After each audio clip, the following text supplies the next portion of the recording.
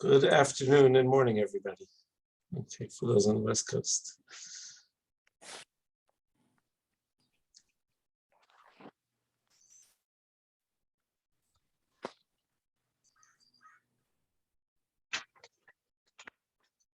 Good morning, Rabbi Maska. Nice to see you. A confirmation that was paid from the organization. So one from what? Friday or now? No, from now. This guy now. Yeah. I was afraid it would come yesterday. Yeah. Nobody was home to accept. Yeah. Hey, how are you? Good, how are you? Okay. What are you up to? If everyone could please mute themselves. Just test. Okay, we're ready. As soon as you Okay, are ready. great. Okay, good morning, everybody, or good afternoon to those on the East Coast. Good morning to those on the West Coast. I don't think any of us know what time it is right now because of the clock change. So whatever it is, but let's continue in our series of great Rebbeim and great Talmidim. Doing a series on Rebbeim and Talmidim is almost meaningless without discussing the Alter of Slobodka. Meaning, if you had to talk about somebody who represented what a Rebbe is or the impact a Rebbe can have on Talmidim, there is no better modern example than the Alter of Slobodka. Other than Rabbi Akiva teaching Rabbi Seinu Shebadorom, it's difficult to think of a single example of one Rebbe who so molded the coming generations of Torah leadership. It's in fact impossible to choose just one Talmud of the Alter because each was so impactful, particularly here in America, but really in Israel as well. So normally we've been doing a Rebbe and his Talmud. This time we're going to do the Alter of Slobodka and the leadership of the American yeshiva world, because that's essentially what it was. Pretty much every major yeshiva in America can trace its influence back to the Alter of Slobodka. The Alter wasn't just a teacher of Torah, a molder of people. He personified what Rav Pam, Zichron Levracha, advised Rabbi Yisrael Reisman. Rabbi Yisrael Reisman said that when he started teaching, he asked Rav Pam for Eitzah, how do I teach without getting burnt out? He said he's seen too many Rebbeim that teach the same thing year in and year out, and they stop growing in their own learning. They get burnt out. They just become stagnant and stale. So what do I do to avoid that? How do I keep the fire alive? And Rav Pam told Rabbi Reisman, the goal is you should not teach Gemara, you should not teach Tanakh, you should not teach Halacha, you should not teach Hashkafa. You should teach Talmidim. And if you teach Talmidim, the Talmidim change every year. So that will never get stale. No matter what the material is that you're teaching, if you're teaching the person, that's going to change every year. And that's what the Alter really personified. Each Talmud was an Olam Malay, was his own world, and he treated each Talmud entirely differently. They say that they asked the Chavetz Chaim how he was different than the Alter. The Chavetz Chaim said, I write books, the Alter makes people. And that is really his signature in Chinuch. He emphasized Musar to a great degree. His opponents, including Reb Chaim Soloveitchik, argued that the pure focus on the Gemara would automatically create greatness, and would create ethics and scholarship and everything else that one needs, and therefore there's no need to teach Musar. Reb Chaim held that Musar is for people who are spiritually ill, but healthy people don't need Musar. The Alter believed that maybe that was once true, but nowadays everyone is spiritually ill. Everyone needs Musar. There were too many things that entice us about the outside world. There were too many secular ideologies that were so readily available to people in the beginning of the late part of the 19th and early part of the 20th century. Socialism and Zionism, certainly a secular form of Zionism, and atheism, and everything that was out there, and that became a replacement for actual traditional Shmiras Torah mitzvos for many young people. And he felt that without Musar, you're not going to be able to keep people within the fold. The Alter said about Reb Chaim that he's the biggest Baal Musar in the world. He just doesn't know it himself.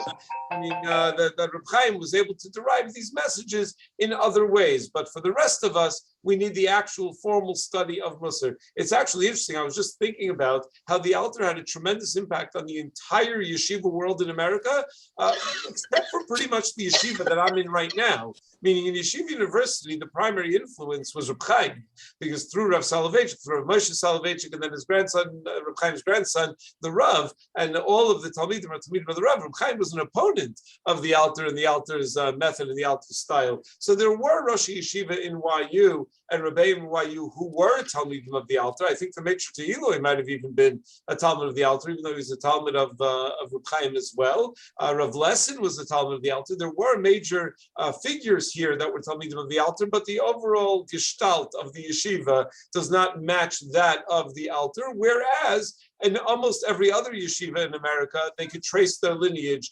Even if their style of learning may reflect Reb Chaim more, but they could trace their lineage in terms of Yiras Shamayim, in terms of Midos, and in terms of Musar, they can trace it back to the Alter. The Alter was born in 1849. His name was, I should mention his name. His name was Rav Nosson Tzvi Finkel, which is a famous name, but he's the one that made it famous. It became, it was used again later on in history. So the most recent Mir Shiva passed away, whatever it was, about 10 years ago, was also Nosson Tzvi Finkel, was a descendant of the Alter. His father's name was Rav Moshe Finkel, and he was orphaned at a very young age. And there's not that much that's known about his early years. They say that he was a recognized genius at an early age. He went to learn by the Alter of Kelm, Simcha Zisl Ziv, and he was known as an Eloi. And the Rav Meir Bashis, who was the son-in-law of Rav Eliezer Guderman, who was the Rav of Kelm, chose him to be a son-in-law, and he supported him for a number of years, and that allowed him to continue and sit and learn without having to worry about anything. He was an exceptional orator. The Alter had tremendous oratory skills.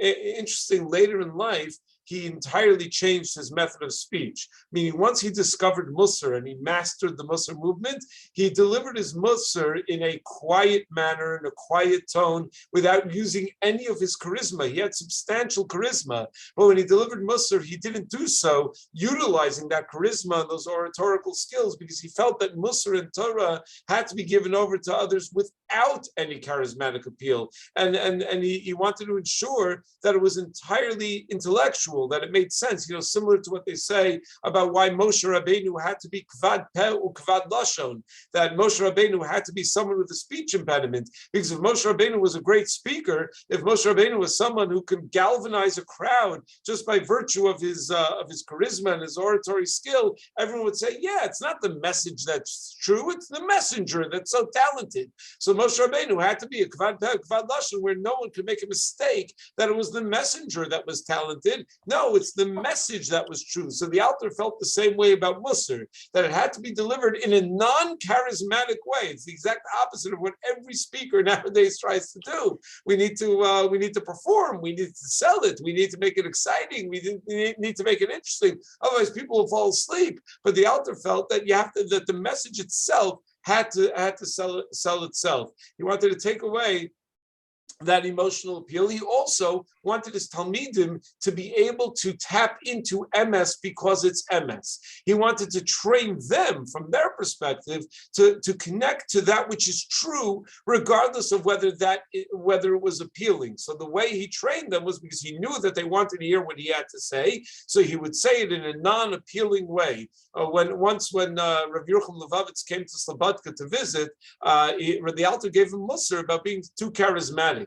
He said that you're going to stifle people because you're just going to have a cult of personality. If you're too charismatic a figure, everyone's just going to follow you, but they're not going to be following the Torah itself, the Torah Kadosha. One Talmud who was there at the time, Rav Ruderman Zichrono Livracha, commented that he said, if I would have spoken to my students the way the Alter would speak to his students, they would have left the yeshiva. I wouldn't have any Talmidim. Only the Alter could have gotten away with it because everyone understood how much the Alter loved them. Meaning that's one thing that emerges, is that when one looks back historically at the way people operated and the way Rebbeim and Talmidim interacted, so you look at certain things and say that's abuse. The person should be fired for talking that way to Talmidim.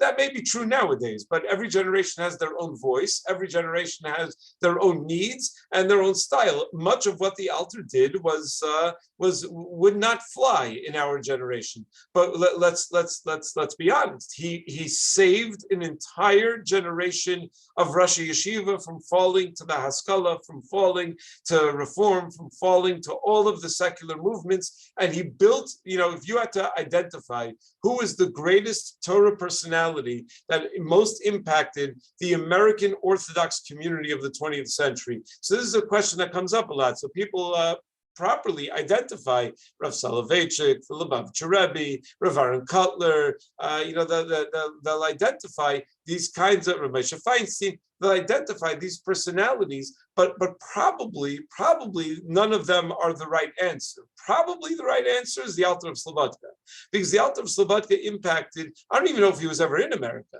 but he impacted all of the Rosh Yeshiva of the most major yeshivos in America. They were very clear Talmidim of the Alter. Once, while he was young, the Alter was delivering a drasha in his hometown, and there was a close Talmud of Rabbi Yisrael Salanter who was there and who saw his potential in Musar, and he told him he should go learn by Simcha Zissel Ziv, by the Alter of Kelm, to learn Musar. And he wrote a letter to Simcha Zissel, told him that you should really help this young man develop because he has tremendous potential. So he went to Simcha Zissel Ziv, to the Alter of Kelm, and he became a Talmud Muvak of the Alter of Kelm, and ultimately he was put in charge of the Talmud Torah in Kelm. In the end of the day, they had some disagreements in terms of the style of education, and he went and he built his own yeshiva where he would change the style a little bit.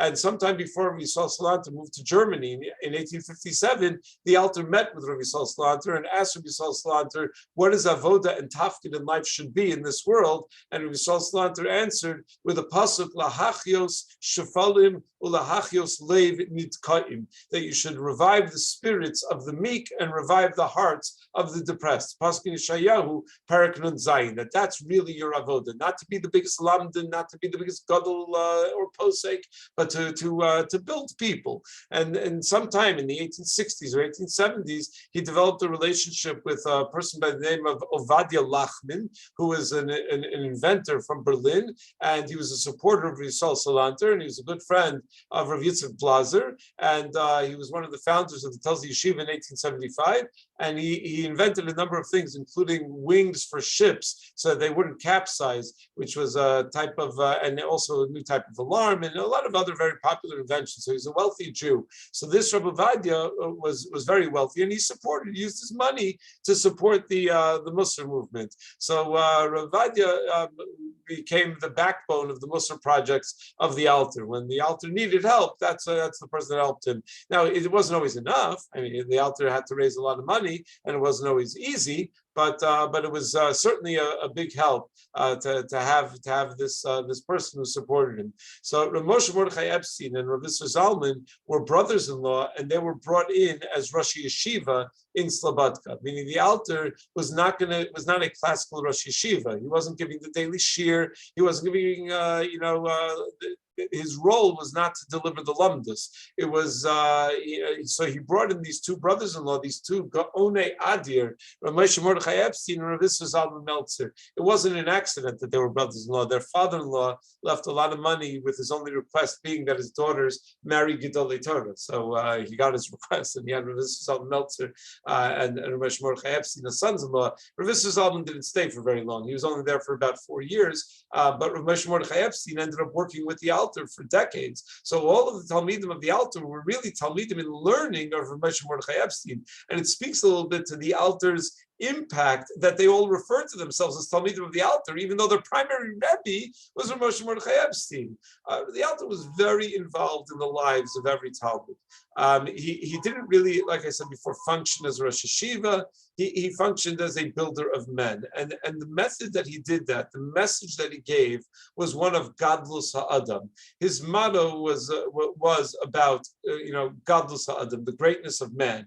And that's in stark contrast to Nevardik, which emphasized the Shiflus Ha'adam, right? The stories in Nevardik about going into a hardware store and asking for eggs so that you could humiliate yourself. And the more you embarrass and humiliate yourself, the better you are. Ich bin a Gornisht was the motto of anyone in Nevardik, that I'm a nobody, that I'm a nothing. The joke used to be that someone would walk into Nevardik and say, Ich bin a Gornisht, and the guy next to him said, how can you say that? You're only here for one day. You think you're so great that you could say Ich bin a Gornisht on the first day? It takes a while to become a Gornisht. You have to really, imbue that sense of Musar. But that was not the Alter style at all. I actually wonder, I'm not a historian, so I don't know, but I actually wonder, was that successful? I don't know. Was it historically, was the method of Shiflus Adam? We see the method of Gadlus Adam, what it created here in America and in Eretz Yisrael. The Alter's Talmidim are the leading Torah giants, were the leading Torah giants of the 20th century in both America and Israel. So it's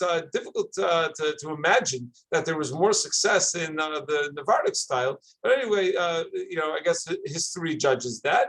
But that's what he wanted to stress, the importance of Gadlus Adam, and that's why he stressed neatness and cleanliness. He didn't want the image of a yeshiva bacher or a Talmud Chacham to be one who wears tattered clothing, drives a clunky car. He didn't imagine anyone was driving cars, I guess, but to be that kind of image. In fact, they didn't have a ton of money, but they had a tailor on staff in the yeshiva because it can't be that a yeshiva bacher is going to walk around with a missing button from his jacket. The Alter did not allow the bachrim, when they put on their tefillin, to have the jacket sleeve dangling down. You had to put the jacket back on over the tefillin. Soloveitchik was makbid about that as well, because how's that way to stand with a sense of kavod if you have a sleeve half off, you have a jacket dangling down? He was not. He told them not to take out in Slobodka. They didn't take out their tzitzis during Shema. In the yeshiva world in general, people tucked in their tzitzis. It was a Hasidic thing to leave the tzitzis out. So they used to make fun of people who wore the tzitzis out. But in the Alter didn't allow them to take out their tzitzis during Shema, because then your shirt becomes untucked. And what way? That's no way for a yeshiva boy to look. The emphasis was that man is even greater than malachim, because we have bechira chavshis, something that the malachim themselves don't have, and that's why we're b'tzelem elukim. So therefore we have to reflect that, and he would say that everybody is a chelik elukam imal, even a Russia is a chelik elukam imal, and these are the messages that he would give. He would always emphasize that the whole world is created for one person. Adam Arishon was only one person when the world was created. That means each and every person can say Bishvili Nivra Olam, that the world was created for them. Each and every person has that kind of greatness within them, and it was from that position of the potential greatness that a person has that he built his entire mahalich in chinuch. The Alter, they said, the Talmidim said, was a psychologist, an untrained psychologist, but a master psychologist. and he dedicated his entire life to his Talmidim. He spent 10 out of 12 months of the year with his Talmidim full time. He came back to his wife. His wife didn't live in Slobodka for most of those years. He would only go back for 2 months out of the year to celebrate the Yom Tovim. So he'd go back in Tishrei and Nisan to be with his wife. He had shluchim who would keep an eye all over Europe for teenagers with special talent to recruit them.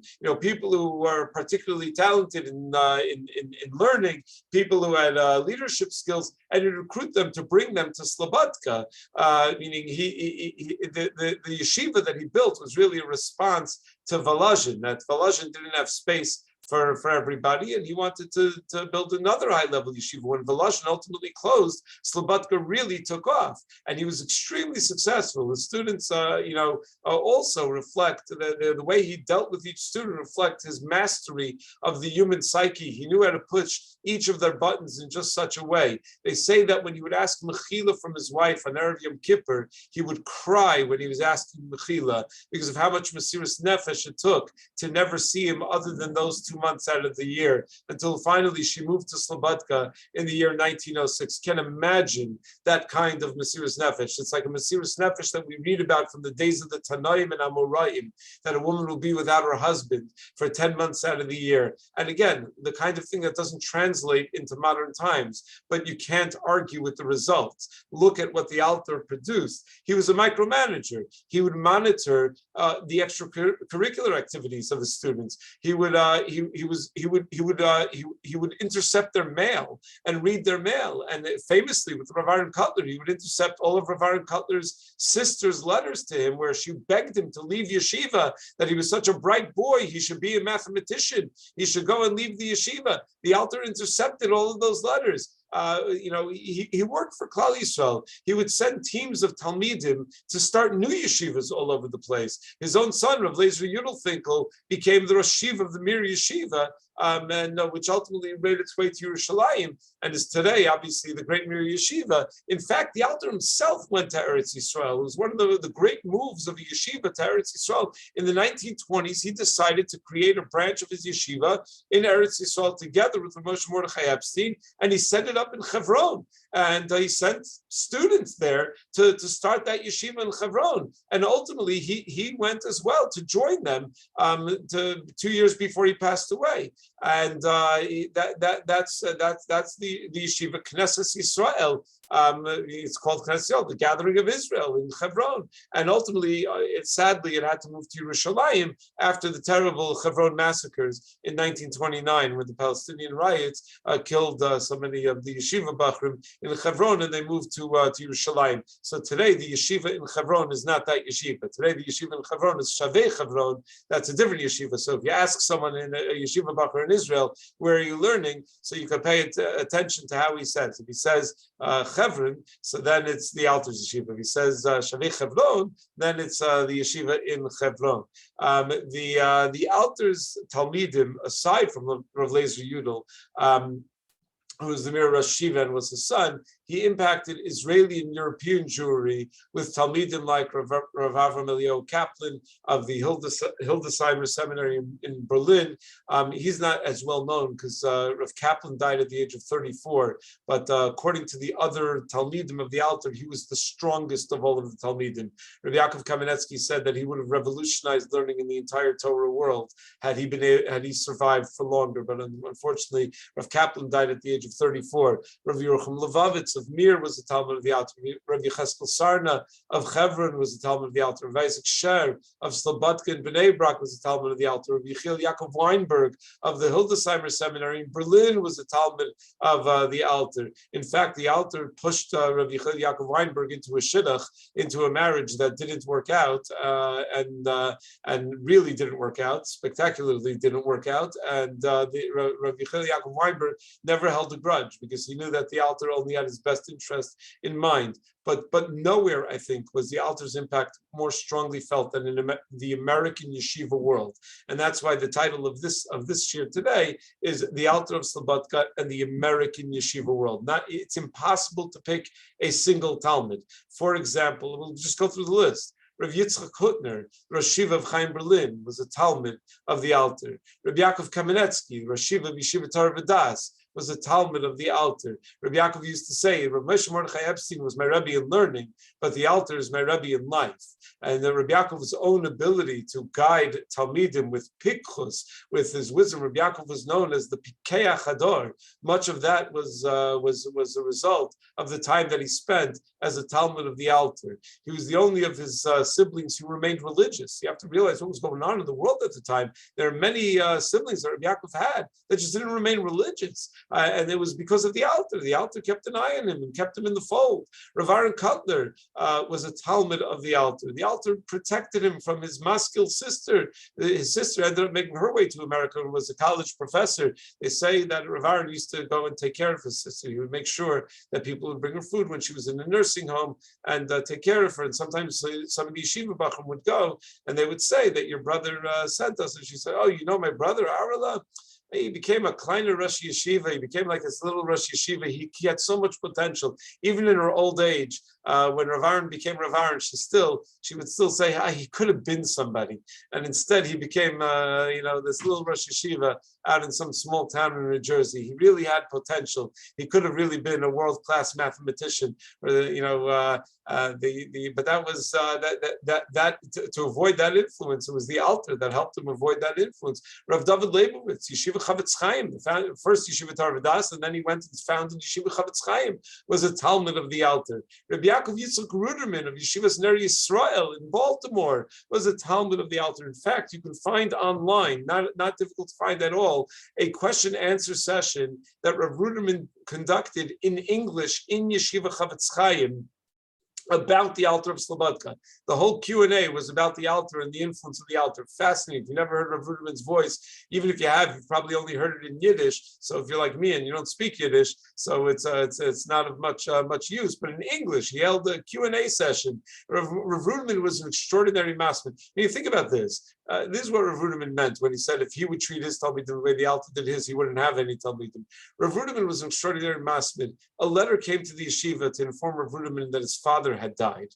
And the Alter hid the letter and never told Rav Ruderman that his father had died. He thought it would ruin his asmada from that zman. This is the kind of thing you can't do nowadays, right? First of all, it wouldn't be successful. Maybe he has WhatsApp and he would, but it's a kind of thing that cannot be done. It was just a different generation. It was a different way. Rav Reuven Gruzovsky of Beis Medrash Elyon in Monsey was a Talmud of the Alter. Rav Victor Miller was a Talmud of the Alter. Shlomo Palechik, Rav Yaakov Lessin of Rietz were Talmud of the Alter. Even Professor Shaul Lieberman of the JTS was a Talmud of the Alter of Slobodka. The impact is, in fact, when Shaul Lieberman was invited to when he came to America, he was given two job offers: one from his old friend Rav Yitzchak Hutner to be a Rebbe in Chaim Berlin, and the other to teach at JTS. And a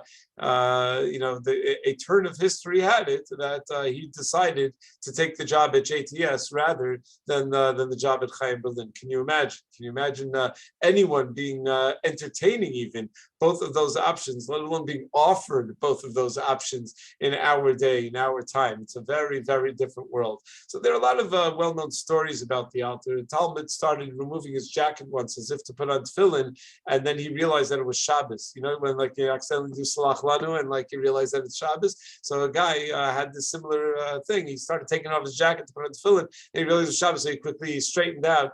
And another student saw it and he smirked. He smiled a little bit. The guy thought it was Shabbos. The guy thought it was a weekday. The Alter pulled aside the Talmud smirked and he told him, "You're not allowed to be mischabed b'klon chavero. You're not allowed to behave that way. You shouldn't take joy in someone else's humiliation." And then 8 years later, he pulled aside that same student and said, "I've noticed you have not yet fixed that midah." He remembered 8 years later. He was on top of every detail of every Talmud. There was a well-known story is told when the Alter was diagnosed as having a condition that required medical treatment at one of the larger medical centers, and he listened to the pros and cons of of each medical facility where he can get treated, and the Alter decided to go to St. Petersburg for treatment. So there's a Talmud that escorted the Alter through his entire period of recovery, and when he came back to Slobodka, so a community member in Slobodka asked about where he was, and the Alter said he was in St. Petersburg. So they said, well, why? Why did you go to St. Petersburg? So he said, because I went to see this new invention called the push-button umbrella, that you can push a button and the umbrella pops out. And the student who had accompanied the Alter and knew why he had actually gone to St. Petersburg and it had nothing to do with the push-button umbrella, said, what are you saying? Why would you say that? So he said, I really did choose St. Petersburg after weighing the pros and cons of the medical facilities. But a short while earlier, I was traveling on behalf of the yeshiva, and I was in a train depot in St. Petersburg, and I was intrigued by the sight of this push-button umbrella being opened by someone in this cosmopolitan city. They had this new invention. So the Alter was always so sensitive to any trace of bias. He was saying that I really wonder if what ultimately made me make that decision was because I was intrigued by the push-button umbrella. So that's why he gave that response. He was always doing a cheshbon hanefesh. What kind of biases? Meaning this talks back to the issue of why the Alter didn't use his booming voice and his charisma to give the Musar. He was always so nervous about ulterior motives. Once the Alter overheard someone ask of Simcha Wasserman how his father was doing, and if Simcha Wasserman said, not bad, the Alter pulled him aside and said, no, that's not the way one speaks about a father. Certainly not a father as great as your father. That's not the way we speak. The Alter said, I can't guarantee that my Talmidim will never sin, but I can guarantee that they will not enjoy it, because they will always be thinking about the way that they behave. So there is no real. The Alter didn't write Svarim. We do have Svarim from the Torah of the Alter. There's a sefer called Or HaTzafon, which includes the sichos that the Alter gave, the sichos Musa that he gave. It's called Tzafon because Tzadi, Pei, and Nun are the Rashi Tevis of Nas and Tzvi Finkel, so that's why it's called Arat Safun. And there are a lot of very fascinating teachings in there. It looks like we're out of time, so we're not going to have time to get into any of them, but it's impossible to overstate the Alter's impact on the yeshiva world in America as we know it. Again, would his methods be accepted nowadays? Certainly not. Were they the right thing for the time that he delivered them and that he had them? It seems certainly resoundingly yes. The success, the proof is in the pudding. To have such Talmidim who produced the greatest yeshivos in America to this very day, the Alter's impact, the Alter's imprint is left probably on each and every one of us, and certainly on the American Jewish community. I wish everyone a Freilich and Purim, and I guess I look forward to seeing you next month. April 3rd, with God's help. Yes, and a wonderful Purim. Thank you. Rabbi Lebowitz. Yeah. By the way, Rabbi Lebowitz, my grandfather was the Talmud of the Alter. Oh, yeah? Okay. He wrote a poem, very famous. Rabbi Kamenetsky, in his book, Making a Gadol, quotes my grandfather. Really? Yeah. Wow. He wrote a poem in his Hadas V'Hachaim, his posthumous sefer. It starts with the poem that he had for the Alter. He was very close. And Lulavush has a number of chuvas to my grandfather in Chicago. Wow. Beautiful. The Levush's brother, Rebbe Ephraim, was a Rav in Chicago. And when my grandfather arrived in Chicago, he told his brother, take care of my Talmud, Lazar Mushkin, and make sure that you make a shidduch. He was the shadchan from my grandparents. Wow. Yeah. But anyhow, yes. Rabbi, send the poem. I'm sorry? Send us the poem. The poem is in in the sefer. I could, yeah. It's Thank you. Okay, take care. Okay, Kol Tuv, Rabbi. Have a lovely, lovely Purim. You too. Thanks. Hey, Uncle Manny. Take care.